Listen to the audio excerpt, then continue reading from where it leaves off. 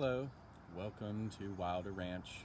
My name's Sky and I'm going to be talking to you a little bit today about the historic creamery that no longer is on the ranch.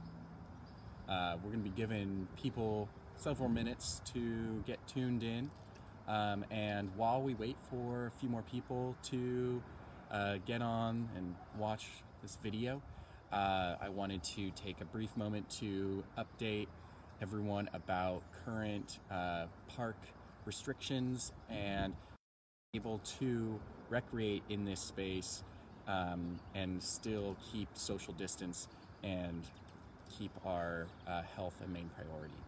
So the park is open to visitors. The parking lot is also now open.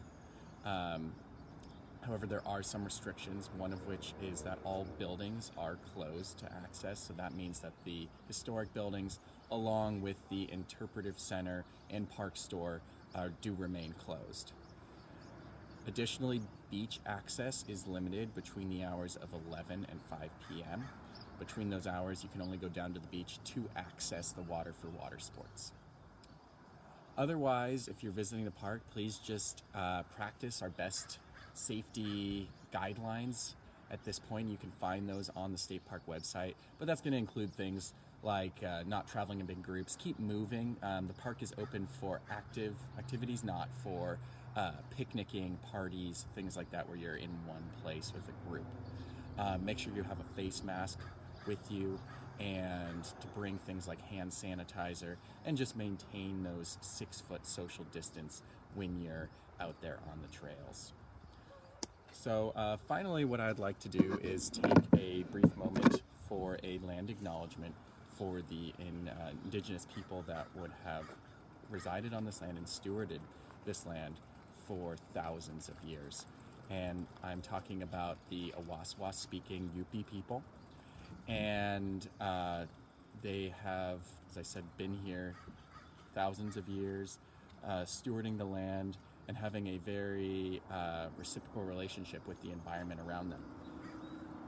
Now, I encourage you to check out the contemporary efforts that are going on with the indigenous people in our community to continue to be stewards of this land. And you can check out more information at the Alma Mutsun Tribal Band. And they have their website, which has some great resources and information. So today's content we're going to be talking about is the Creamery. Now, a dairy ranch wouldn't be much of a dairy ranch without a creamery. Yet here we are today, and I'm standing in front of the invisible creamery right behind me. So what I'd like to focus on is the story of where the creamery went, and also why the creamery was so important and the innovations that made it so important to the dairying operation that was going on here. So the dairy would have been behind me. I'm gonna turn the camera to just respect some people's privacy and not have them be on live video, although maybe they want to be. Have a good one. So I had it swiveled that way because that's where the creamery would have stood. So if we can just kind of picture it a little bit, we would have had where about that fire hose is now, that red firebox back there. That's about where the creamery would have stood. And I do have a photo here, which I'll hold up, and hopefully you can get a little bit more of a visualization of what it would have looked like. So this building here would have been the creamery. And you can see all the cattle in front. Now, the creamery that was there was built in around the 1870s, and we're not sure on the exact year on that one. And so what I wanted to focus on are the main innovations that made this creamery so special to this very special dairy ranch. And if you've been tuning into any of our programs, or you've ever had a chance to visit the park and engaged with myself, another staff member, or one of our docents, this will not be news to you that the Wilders were an incredibly innovative family, and we're always incorporating the newest and latest technologies to heighten the productivity of the farm, of the ranch, and to produce as much high quality product as they could. So what this meant for the Wilders and the application of the Creamery was the use of a couple of brand new innovations. Now, one of those innovations was known as the De Laval cream separator. Now, this was developed in the 1870s in Sweden by a researcher doctor there. Now, it was shortly after purchased for the ranch and installed. Now, they actually purchased in about 1880, they purchased 2 of these De Laval cream separators. The way they worked was it was a centrifugal cream separation process. So cream would be dropped into a bowl that would have been rotating at a high velocity, which of about could be more than 7,000 rotations per minute.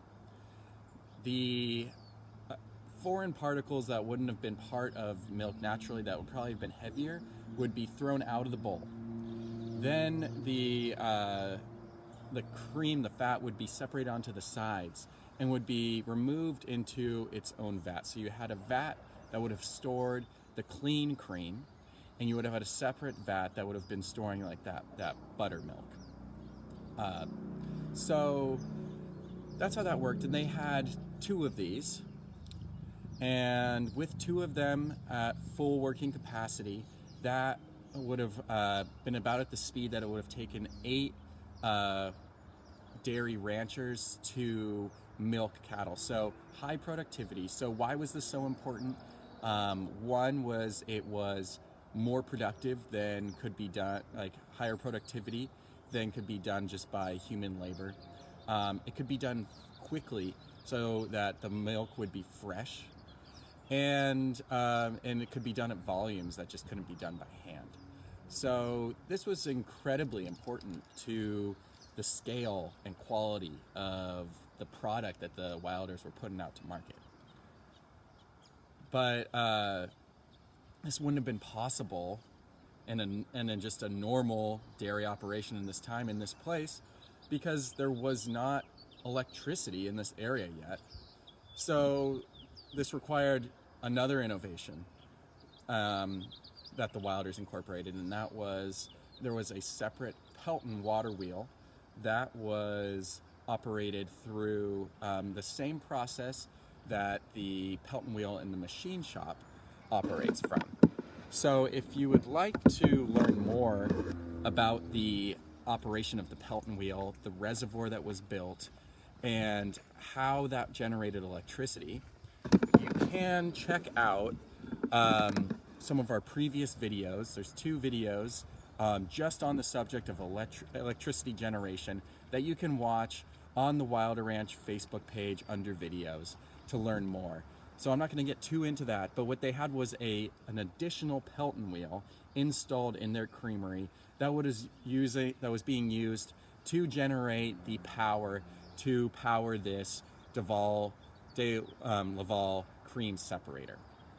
So those were 2 of the innovations. And there was a third thing that brought this creamery to that high level of productivity, and that was another new innovation called the Babcock Fat Content Test.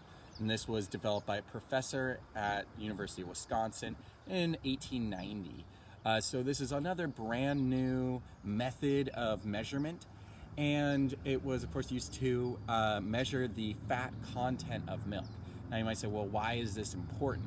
It was important because it was used to build consumer trust in the product.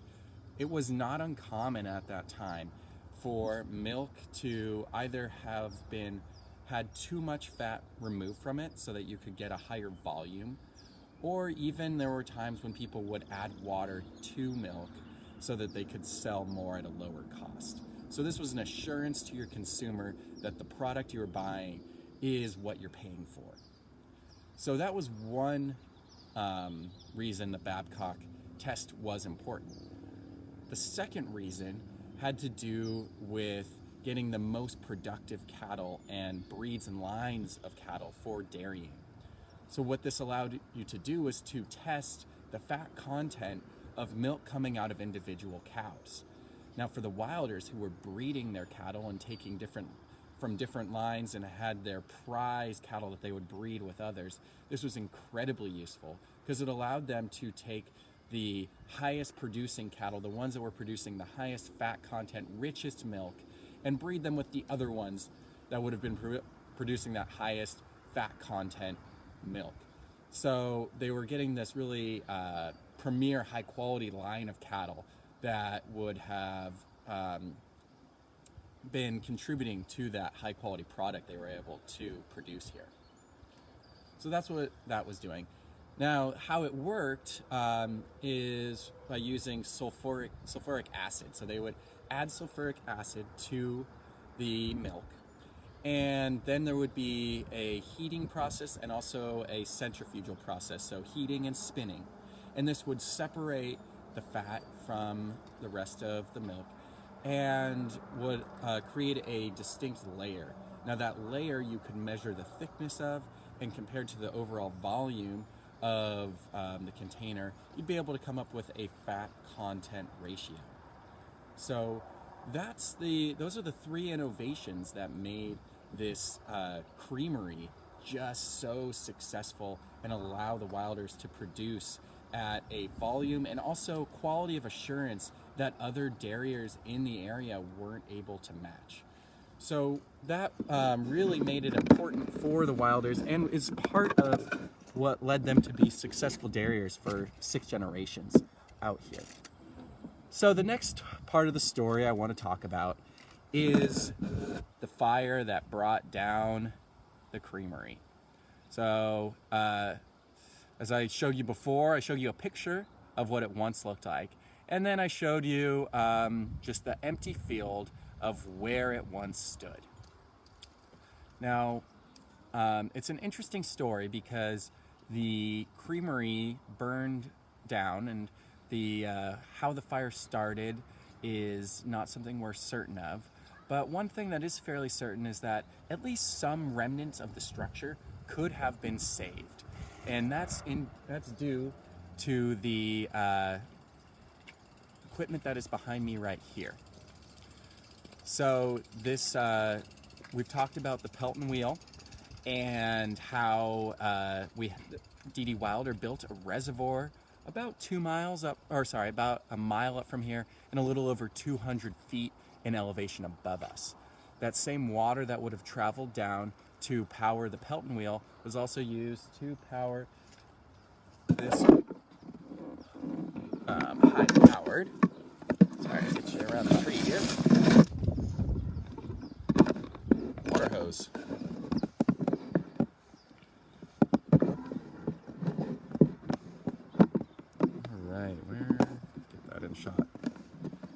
Okay, so we've got this high-powered water hose, and the Wilders, they find the fire. They find the fire already burning, 1957, and they've got this high-powered water hose for the express purpose of putting out fires on the property. And they choose to let the creamery burn to the ground. The hose would have been able to reach the building. It is quite high pressure. You can actually see the pressure here on the gauge.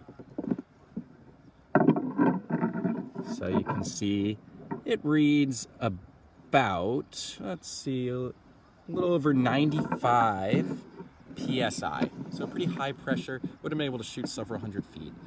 That 95 pounds of pressure, that PSI, is interesting. It's actually, there is a calculation that can be done that tells you the PSI based on the elevation drop of flowing water. And it's somewhere around, I think it's 0.433, something like that, times your elevation will give you your PSI. So then that falls right about into line with our knowledge that the reservoir, which stands there today, is about 210, 215 feet above us in elevation. And if you were to multiply about 215 times 0.433, you get a number relatively close to that. I think about 95 we're reading back there. I'm not going to do the math, but I'm hoping that adds up and what I'm saying is right. But you can check at home. Try that, 215 times 0.433, and see if what I'm saying makes any sense. But I believe that is the rule. So they've got this really high-powered water hose, and they choose to let the structure burn to the ground. So the question probably you're asking right now is why would they would have let that happen? And that had to do with the fact that the wilders had already shifted most of their attention away from dairying due to new regulations on the sanitation health codes for producing dairy products. They would have had to do some major renovations here, and a little bit earlier than the time of the fire, they'd already put most of their efforts away from dairying and were engaging in other types of agriculture, had sold off or were renting off parts of the land to farmers. And so when they find this fire already burning, they decide to just let it finish out and kind of take care of the problem for them. So that's the story of the Creamery and why it's not here today. Even though the wilders may not have continued to use the Creamery, of course we wish that we had that history here to complete the story of the ranch. But that is what we have now, is just a memory and a story and a couple of photographs. So I hope you enjoyed this little story about the Creamery, why it was so important, and what happened to it. Hopefully you'll tune in to another one of our programs from Wilder Ranch. We've been coming to you every Sunday at 1 and 3 p.m. So please join us next week, and stay safe and have a good time out there.